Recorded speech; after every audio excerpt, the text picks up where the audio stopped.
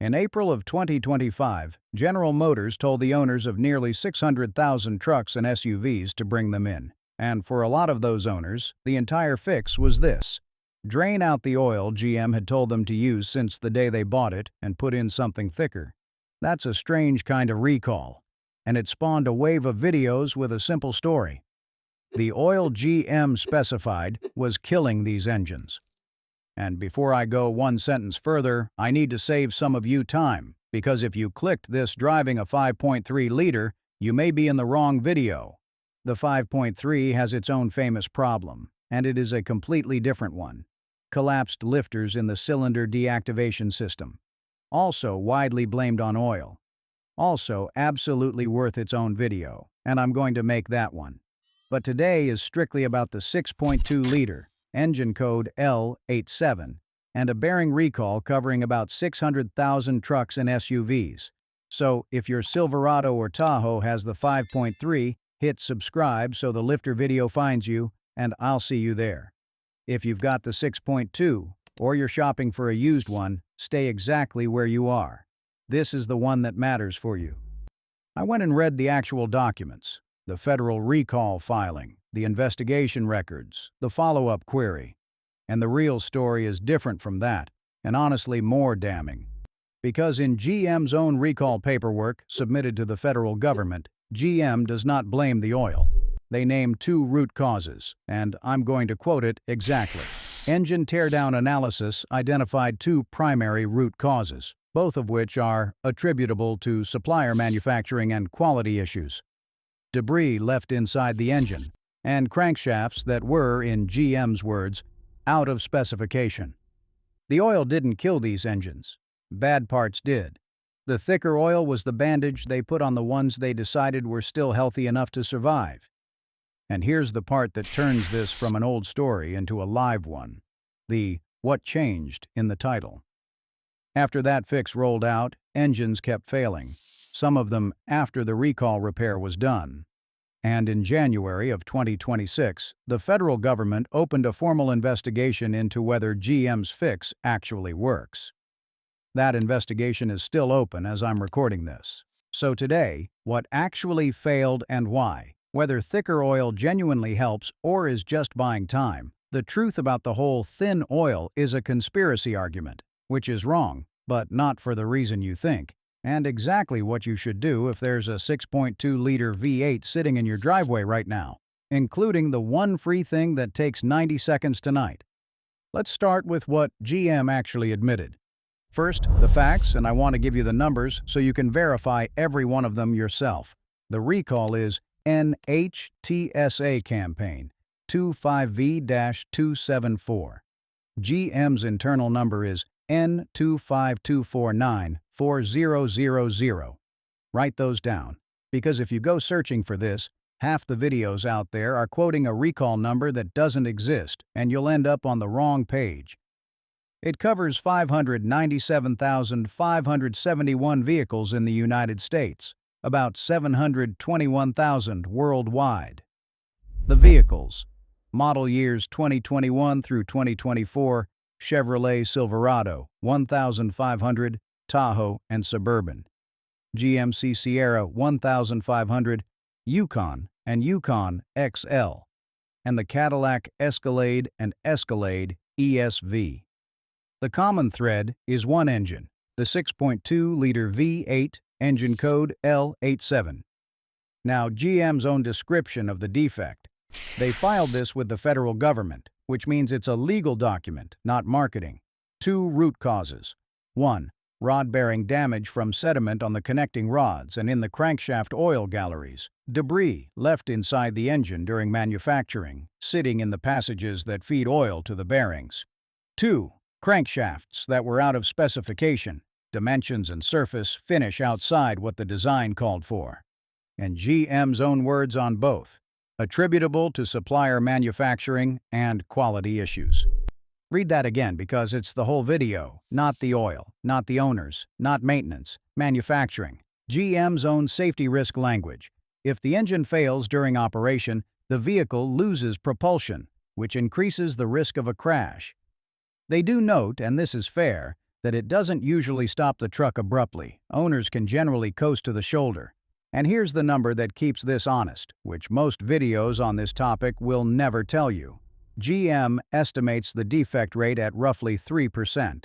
Out of those 597,000 vehicles, GM expected somewhere around 18,000 engines to actually need replacing. 3%. That means if you own one of these trucks, the overwhelming likelihood is that your engine is fine and always was. I'm not here to tell you your truck is a time bomb. It almost certainly isn't. I'm here because if you're in that 3%, this is a four-figure event that arrives without much warning, and because the way this recall was handled deserves scrutiny. Both things are true at once, and that brings me to the guy in the comments, because there's one on every video about this, and he's not wrong.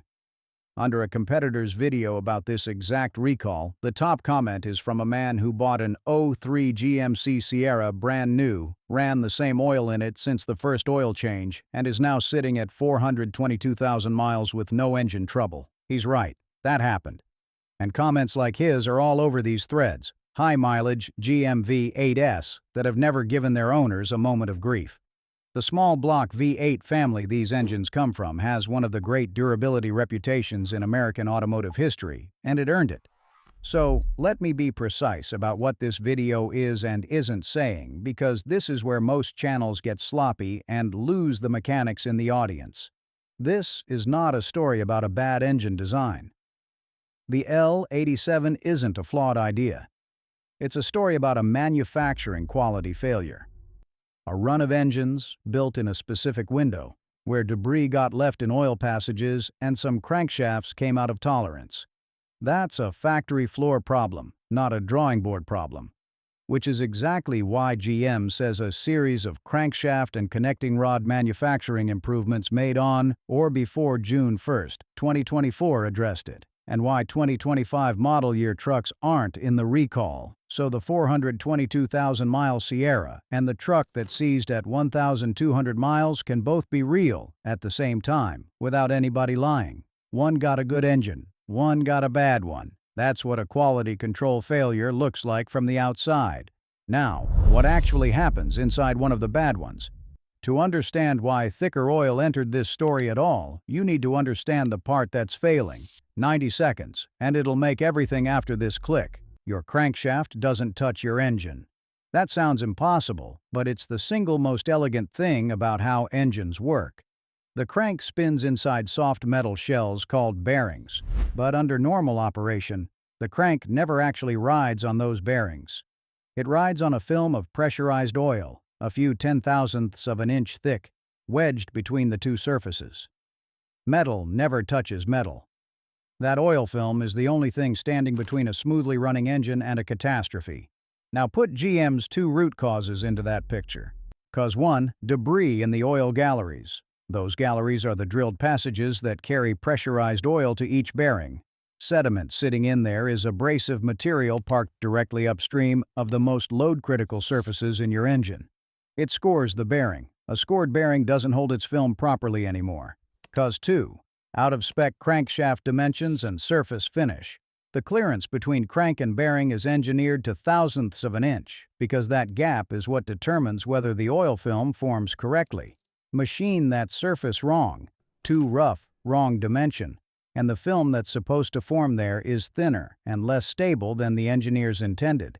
And independent teardowns have added detail to this picture.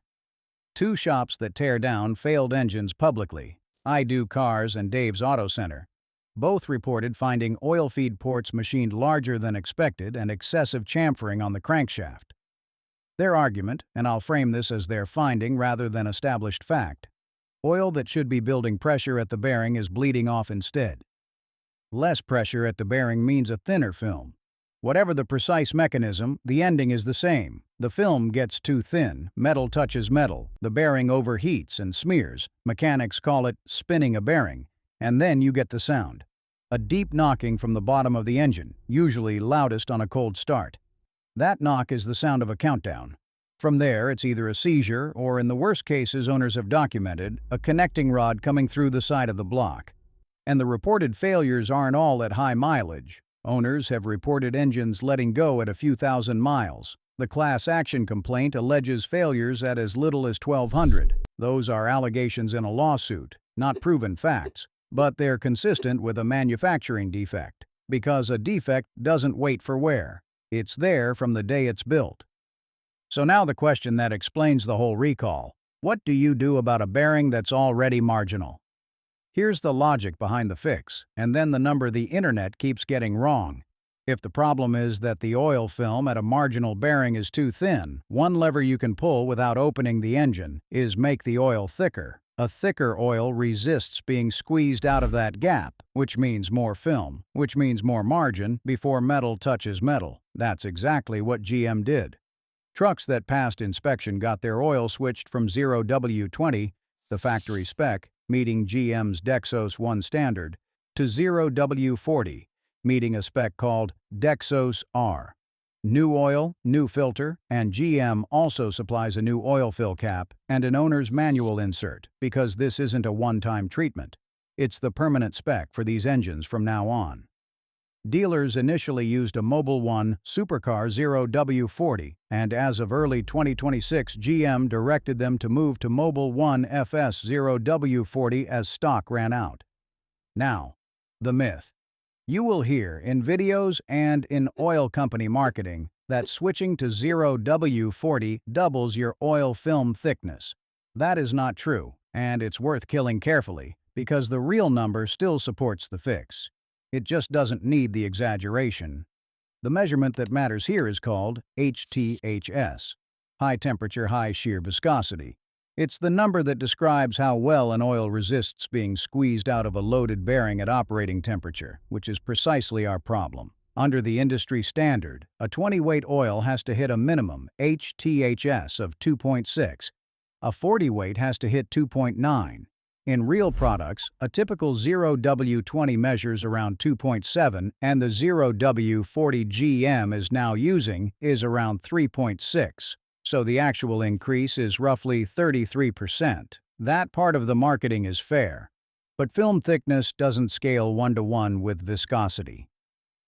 In this kind of lubrication, film thickness goes up with viscosity raised to about the 2/3 power, which means 33% more viscosity gets you somewhere around 20 to 25% more film.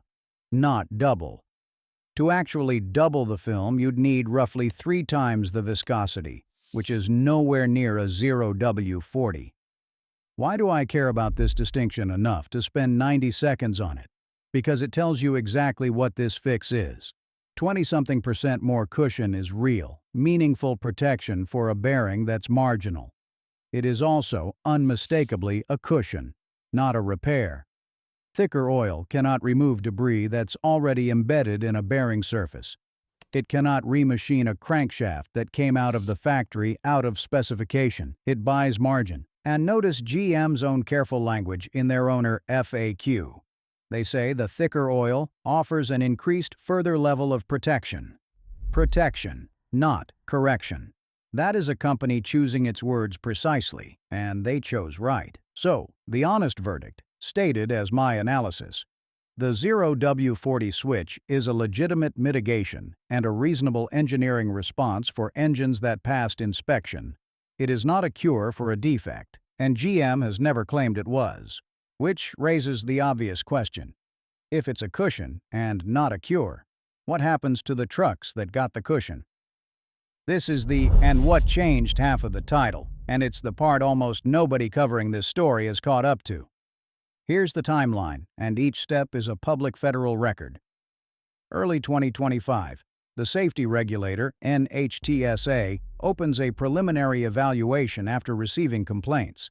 The description in the file is blunt: a bearing failure that may result in engine seizure or the connecting rod breaching the engine block. April 2025. GM files recall 25V-274 and issues a stop sale. Owner letters go out over the summer. October 2025. The regulator escalates to an engineering analysis, a deeper stage of investigation. And the numbers in that file are larger than the recalls. Investigators cite 1,157 reports of engine bearing failure, including 173 incidents in vehicles outside the recall window. notably some 2019 and 2020 trucks, model years that were never recalled. And then January 16, 2026, the one that matters most. The regulator opens a recall query, number RQ26001. A recall query is exactly what it sounds like, an investigation not into the defect but into the recall itself. Its stated purpose is to assess whether GM's remedy is adequate. What triggered it? 36 owner complaints reporting engine failure after the recall repair had already been performed. And here's the detail that should get your attention. According to the opening document, those complaints allege failures of both remedies. Not just trucks that got the oil change, trucks that got entire replacement engines and failed again. I want to be precise here, because precision is the whole point of this channel. 36 complaints out of roughly 600,000 vehicles is a small number, and complaints are allegations. They are owner reports, not findings. NHTSA has recorded no crashes or injuries among them. The investigation is open, and as of this recording, it has reached no conclusion. GM has not expanded the recall, and the remedy has not changed. But the fact that it exists at all is significant, and here's why. A recall query is the regulator formally asking whether a fix that's already been applied to hundreds of thousands of vehicles actually worked. That's a rare and serious question. And the answer, when it comes, determines whether a lot of owners currently driving around on thicker oil are going to get a very different letter in the mail. There's also litigation. Owners have filed a consolidated class action in federal court in the Eastern District of Michigan with a nearly 400-page complaint filed in February of 2026. Plaintiffs allege the 0W40 remedy is inadequate. GM has moved to dismiss, arguing this is a supplier quality issue affecting a small percentage of engines rather than a uniform design defect, and pointing to the free repair and extended warranty it already provides. Those are the two sides' legal positions, allegations and defenses, not established facts, and a court hasn't ruled. So, that's what changed. The fix went out, and then the government started asking whether the fix works, which makes what you do next actually matter.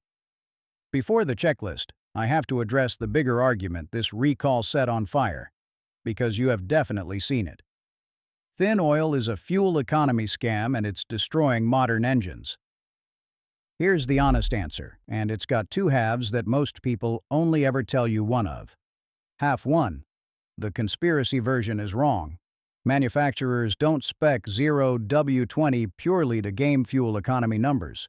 Modern engines are built with tighter bearing clearances than older engines, and thinner oil flows into those tighter gaps faster, especially at cold start, which is when the majority of engine wear actually happens. Thinner oil is a genuine engineering choice, not just a regulatory dodge, and a viral study claiming to prove 0W20 causes dramatically more wear was examined by an oil analysis specialist who runs one of the larger used oil databases in the country. His finding was that the study didn't exist, and that when you removed break-in samples from real data, the statistical difference between 0W20 and 5W30 disappeared. Half two. And this is the part the just follow the manual crowd won't say. Thin oil leaves less margin for error. A 0W20 film is engineered for an engine built correctly. Add a defect, debris in the galleries, an out-of-spec crank, or fuel diluting the oil, and there's less reserve protection to save a marginal bearing. Put those together, and you get the actual lesson of this entire recall. 0W20 didn't kill these engines, but in engines that were already defective, it had less margin to spare, which is exactly why thicker oil helps the survivors.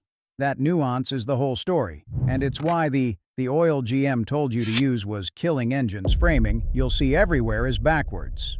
The oil was appropriate for the engine GM designed. It just wasn't enough to save the engines GM suppliers built wrong. And one crucial practical consequence, which I'll come back to, that logic applies only to the recalled engines. If yours isn't in the recall, GM's guidance is to stay on 0W20. Do not go pour 0W40 into a healthy engine because a video told you thicker is safer. Quick, honest aside. Because the through line of this entire story is that the people who did fine were the ones who knew what to ask for and when. That's what the Complete Driver's Defense Kit is. The maintenance schedule guide covers what your engine actually needs, including how to read your own manual's oil spec so nobody can talk you into the wrong grade. The scam decoder gives you the exact sentences for the service counter, including how to ask for documentation of work performed, which matters enormously when there's a recall and a warranty involved. And the dashboard lights and codes guides tell you which warnings mean schedule it and which mean pull over now, which, for anybody driving a truck with a knock they're not sure about, is the difference between a warranty claim and a tow. 9 guides, a printable glove box pack, $39, one time. First link in the description. Now, the part you actually came for. Whether you own one of these trucks, you're shopping for one, or your engine already let go. Here's the plan. Step 1, and it takes 90 seconds and costs nothing. Check your VIN. Go to nhtsa.gov/recalls, type in your 17-character VIN, and it will tell you every open recall on your specific vehicle. Do the same at GM's Owner Center. Don't rely on model year alone. Recalls are VIN specific, and 2 identical-looking trucks on the same lot can have different status. Do this tonight, and do it for every vehicle in your driveway, not just the GM. Step 2. If you have an open recall, book the free inspection. What the dealer does is a diagnostic test. Technicians call it the PICO test, where they read your crankshaft sensor signal with an oscilloscope looking for the signature of a failing bearing. If it flags, or if there's a knock, a specific fault code, or metal in the oil filter, you get a replacement engine. If it passes, you get the 0W40 oil change, new filter, new oil cap, and the manual insert. Get a copy of the repair order either way. Paper is leverage. Step 3, the one most owners don't know about, the extended warranty. GM issued a special coverage for these engines. 10 years or 150,000 miles from the original in-service date, whichever comes first, no deductible, and, importantly, transferable to a new owner. It covers both replaced engines and engines that passed inspection. Know that it exists, because it changes how you should think about both keeping and selling this truck. One honest limit. It covers this bottom-end issue, not lifter and valve train problems, which are a separate conversation. There was also a reimbursement program for owners who paid out of pocket before the recall. But that claim window closed at the end of May 2026, so if you're watching this after that, it's past. If you were in that group and missed it, it is still worth calling your dealer and opening a case with GM Customer Assistance. A closed window isn't always the end of the conversation, and you lose nothing by asking. Step 4. Know what to listen and watch for. GM's own list is knocking or banging noises, a check engine light, and performance problems, hesitation, abnormal shifting, reduced power, or a no start. Add the mechanic's version, a deep knock on cold start, oil pressure that reads lower than it used to, or unusual oil consumption. If you get a bottom-end knock, don't drive it and see. That knock is a bearing already failing, and every mile after that is damage. Step 5. If you're already in it or worried, document everything. Keep every oil change receipt. Have the shop cut open your oil filter and look for metal. It's a 2-minute job that produces real evidence. And if you have a problem after the recall repair was done, go back to the dealer, open a case with GM, and then file a complaint with NHTSA at nhtsa.gov. I want to be clear about why that last one matters. The investigation into whether this fix works, RQ26001, exists because owners filed complaints. 36 of them opened a federal query. That's not a formality. That's the mechanism working. And if you're buying used, run the VIN before you make an offer. An unremedied truck sitting inside the recall window is the red flag. But a truck with a documented completed recall, either a replacement engine or a past inspection, plus that transferable 10-year warranty, is arguably a better buy than an identical truck without the paperwork. Most buyers panic at engine replaced. You now know it can be a feature if it's documented. One last thing, so nobody walks away thinking this is a Chevy problem. Toyota is in the middle of its own version right now, with the twin-turbo V6 in the Tundra and several Lexus models. Same basic story, machining debris reaching a main bearing, across 3 separate recall actions, and tens of thousands of engines already replaced. Notably, Toyota did not change the oil viscosity in their remedy. Honda has had a documented fuel dilution issue in its 1.5-liter turbo that ended in a class settlement and extended warranties. Subaru extended warranties to 8 years over oil consumption in one of its 4 cylinders. And Hyundai and Kia went through the largest version of this story. Debris from crankshaft machining, over 1 million engines, and eventually a $210 million civil penalty from the federal government for how the recalls were handled, plus warranty extensions out to 15 years. The pattern across all of them is identical. A manufacturing defect surfaces, the symptom looks like an oil problem, and the internet blames the oil. Learn to read the recall document instead of the thumbnail, and you'll be ahead of almost every owner in the parking lot. Rapid fire. My engine passed inspection. Am I safe? Probably. Most of these engines were always fine. But passed means it didn't show the failure signature that day, not that it's certified perfect, which is exactly what the open federal query is examining. Stay alert to symptoms, keep your paperwork, and remember you're covered for 10 years or 150,000 miles.